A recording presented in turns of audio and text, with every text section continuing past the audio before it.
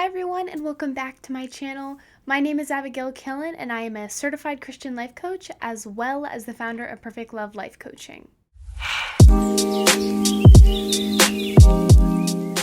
Welcome to the channel. If you do not already know me, I am a certified Christian life coach who helps women own their Christian identity with joy and purpose through biblical truths. This video is the second part to a 9-part series called Mastering the Fruits of the Spirit. If you do happen to be actually new to this channel, then you should probably go over and check out my first and second videos, which are going to help explain more in depth of what we're going to be talking about today. We're going to be discussing one of the most misunderstood fruits of the Spirit, which is joy. And I am sure you can understand why, but we will get to that later on in this video. I'm going to start off with our topic verse, which is going to be Galatians 5:23 through 25. It says, "But the fruit of the Spirit is love, joy, peace, long-suffering, gentleness, goodness, faith, meekness, temperance. Against such there is no law. And they that are Christ have crucified the flesh with the affections and lusts. If we live in the Spirit, let us also walk in the Spirit." As we discussed last time in the video before this, what walking in the Spirit is fighting against the lusts of our flesh and walking right alongside Jesus as closely as we can. Today, talking about joy, we're going to go into what joy is, what it is not, joy versus happiness, which a lot of people misunderstand, and then how you can apply joy in your daily life in a practical way that is going to help you out.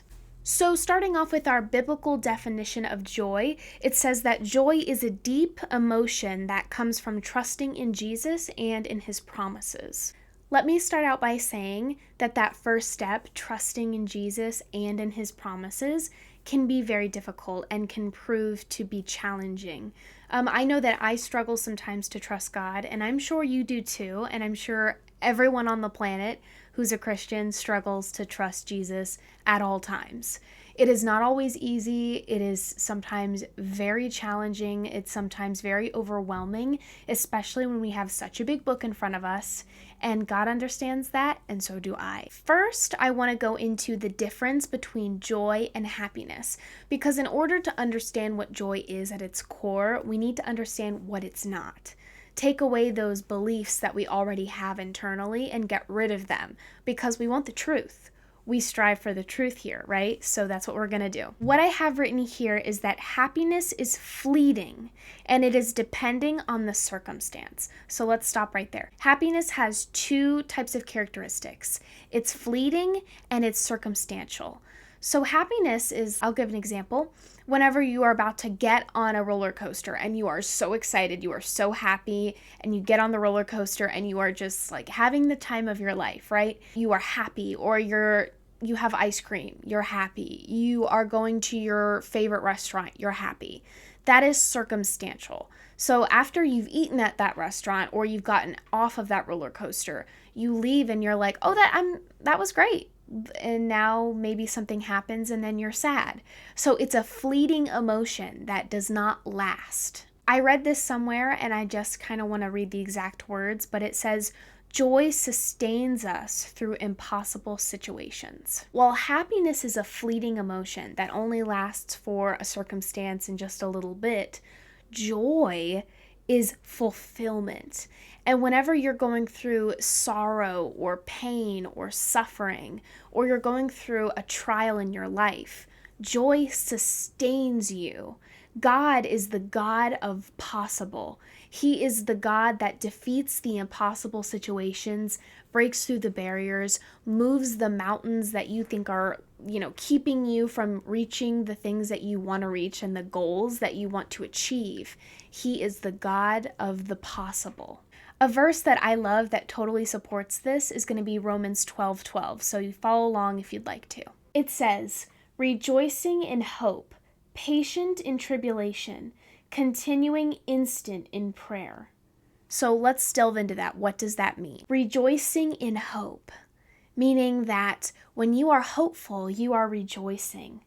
And then in the second part, it says patient in tribulation. So of course we'll cover patience later, but this is what joy brings you. Joy doesn't just bring you joy. Joy brings you multiple things, whereas happiness brings you one thing at a certain time. Joy is like a ripple effect. The next part of that verse says to continue instant in prayer, meaning that to attain this rejoicing attitude that you're looking for, you should be continuous in prayer and patient in tribulation and rejoicing in hope. Another verse I love is going to be James 1:2. My brethren, count it all joy when you fall into diverse temptations. So it says, count it all joy, okay? Count it all joy. And Paul is telling us this because he definitely went through his fair share of tribulation. Beaten and shipwrecked and killed and brought back. And he was continually thrown into jail. And then, of course, he ended up dying for his faith in Jesus and for his good works. But it says, count it all joy. So every single thing that you go through, right here it says when you fall into diverse temptations, so multiple, any temptation that you fall into, whether it be lust, whether it be wanting to lie or steal or kill even, or just to say a white lie even, like those small things, anything that you go through, anything that God allows to happen. So you're going through these trials in your life, whether it be an illness or a death or something that is just terrible. Paul is saying to rejoice. How on earth do you rejoice in such a terrible situation? We'll go to Proverbs 17:22. A merry heart doeth good like a medicine, but a broken spirit drieth the bones. So sometimes we use merry and joy and happiness interchangeably. But really, joy and being merry are kind of the same thing, because being merry is your spirit is just light. That feeling whenever you just have no burdens, you don't feel weighed down by the heaviness. You feel a lightness, like a feather is a good way to put it. It says whenever that heart is light, that merry heart is light, that it's doing good like medicine. Whenever we talked about one of those diverse temptations, one of those trials, we talked about being sickness or illness or sorrow. It's like a medicine. When your heart is cheerful, when you're not feeling grief. When, of course, listen, God's not saying you can't feel those things. It says that there is a time for everything. There's a season for weeping. There's a season for joy. There's a season for that weeping and that sadness and the trial and the tribulation. But if your heart is light, and it says, remember, it says joy is a deep emotion that comes from trusting in Jesus and in his promises, meaning that when you trust in him and you have that merry, joyful, light heart, it's going to do like medicine in your soul. And then it says that a broken spirit drieth your bones. A broken spirit just being grief-stricken and depressed and anxiety-ridden all the time and never being able to claw your way out of that. You're going to feel this weight. You're going to feel weighed down. You're not going to ever feel the joy of the Lord if you're not allowing it, if you're not looking for it, if you're not trusting him, if you're not putting your burdens in Jesus's hand. I go to John 16:22, and this is going to talk about how happiness and joy are not the same as well. It says, "And ye now therefore have sorrow, but I will see you again, and your heart shall rejoice, and your joy no man taketh from you." That is so powerful. It says, and your joy no man shall take from you. So while happiness, someone can ruin your day, right? If you are just having like a really good day and someone says something that just really sets you off, you're like, man, why did they have to say that? Why did they have to do that to me? Well, that really does take your happiness from you. It really strips you of that happiness that you had. But joy, it says right here that no one can take that from you. So that just goes to show the fleeting characteristic versus the everlasting characteristic of joy and happiness. Because again, while happiness is here for a time, while happiness is here for a season, joy should last you through everything. Again, going back, it says that through diverse temptations, that we shall rejoice in everything, that we should have joy in everything, that we should be thankful for it even. But how are we going to do that if our hearts are being dried up and grief-stricken and burdened by the cares of this world and this life? God did not create our hearts to weigh this much, to feel the pain of the sorrows of this planet. He did not create us that way. He created us to be joyful, to be lights to the world. So how do we do that? Well, let's talk about it. Go to Psalm 16:9.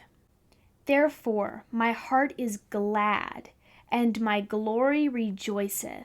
My flesh also shall rest in hope. We tend to always read that verse and be like, wow, I feel so empowered and everything, and I love that, but how do I actually feel that heart of gladness? How is my glory rejoicing, and how is my flesh having hope?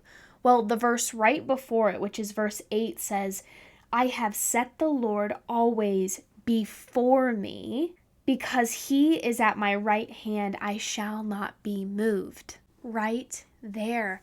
That's the answer. It says that setting the Lord before you, setting him before you because he's your right hand, I shall not be moved. That is powerful. We're going to jump to Isaiah 61:10. I will greatly rejoice in the Lord. My soul shall be joyful in my God. For he hath clothed me with the garments of salvation. He hath covered me with the robe of righteousness. As a bridegroom decketh himself with ornaments, and as a bride adorneth herself with jewels. I want to move over to kind of the action and doing part of it, so I'm going to kind of start to close out with John 16:24. So God wants you to be full of joy. That is his hope for you. And what it's saying right here is saying, like, wait a second. So you want joy. You want things, but you haven't asked me. Come to me. Like, come to me, child. I love you. I care about you. Like, I want to hear what's on your mind. I want to hear what you want.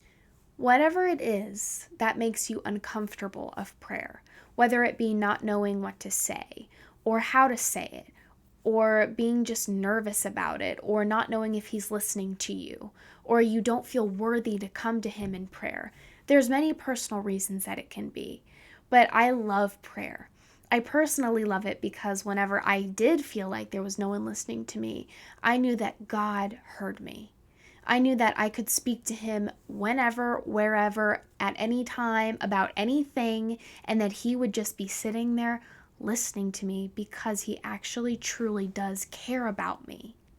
All those times that you thought, well, I'm just going to wing it. I'm just going to go ahead and do this thing and not talk to God about it. And listen, let me pause. Of course, we're not going into situations saying, I'm not going to pray to God. You just don't think about it. You just stop worrying about it. Sometimes you get sidetracked. It doesn't become the biggest focus in your life. But as we talked about before in a few verses prior, putting God first above everything else, keeping him at your right hand, making sure that he is like above everything in your life, and remembering that he is hearing you and listening to you and trusting that he's got it, that is what matters. That is why I said that, because when you're praying to him, you'll know that he is at your right hand and he is for you and not against you. It says right here that, hey, listen, you haven't prayed to me yet about this. Maybe you should. I want to hear from you. It says that if you ask, you will receive, so that way your joy can be full. He wants you to be full of his joy. And again, walking in the Spirit is making sure that you are this close to him. And praying to him constantly is a great way of doing that. Even like this motion right here, like praying to him constantly is being intertwined with him. We've said it multiple times throughout this video, but because we're closing out, I just want to wrap it up and conclude it. Joy will never leave you. And a practical way of applying that is through prayer. And again, I'll read that verse real quick. That it says, "Hitherto have ye asked nothing in my name. Ask, and ye shall receive, that your joy may be full." It's saying that if you just ask him, he will give it to you. If you ask for wisdom, he'll give it to you. If you ask for guidance, he'll give it to you. If you ask for joy, if you ask for your joy to be strengthened, he's going to give it to you. When you're walking alongside of him and you're trying to listen to him and you're asking him for the things that are aligning with his will, he's going to say yes. He's going to say, absolutely, I want you to have that. I want you to have joy. I want you to be full of my spirit. The Holy Spirit resides in you. So it's actually craving those things. Like, it needs those things to survive and thrive. Of course, the Spirit doesn't need us, but our spirits can feel just shriveled up and dry if we don't have a merry heart, a joyful heart, if we're not hoping in the Lord. Again, joy is not fleeting. It is everlasting. And God promises us joy whenever we start to believe in him and trust in him and give over our burdens to him. Even if this video acted as just a simple reminder for you to pray more often and ask God for those things, then that's a blessing in and of itself. Because if you got one thing from this, I want it to be this. Do not be afraid of God. Do not be afraid to talk to him, and definitely do not be afraid to ask him for joy, to ask him for wisdom, to ask him for guidance, because he wants you to be full of it. He wants you to be full of his everlasting joy. I really do hope you enjoyed this video, and I hope you did get something out of it. I thank you all so much for being here, and I love you guys so much. If you are interested in hearing more about this series, then you can go over to my Instagram where I talk a little bit more about it, and I post some reels that you can kind of get some more information off of. I would love to know in the comments what your favorite part of this video was and what you learned from it. If you are thinking of working with me on a professional level, then I do have the links in my bio. It has my website and my Instagram where you can DM me or you can send me a submission to go ahead and schedule something. Again, I work with women to own their Christian identity with joy and purpose through biblical truths. So if that's you, hit me up. I'd love to hear from you. It was a blessing to have you here, and I cannot wait to see you for our next video discussing our third part in the 9-part series, Mastering the Fruits of the Spirit. I hope you have a good week, and I'll see you next Saturday. Bye-bye.